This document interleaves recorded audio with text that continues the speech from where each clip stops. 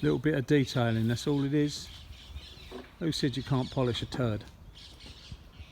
This car was painted in 1991.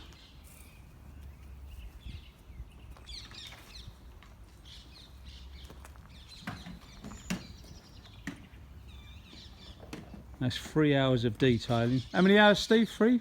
3.5 hours of detailing. Yeah. By a fella. If you need his number, all you got to do is get at me, and I'll pass it on to you. He's a good guy. He looks after you. He's not expensive either, and he's very good around the old school. I think you'll agree this does look well.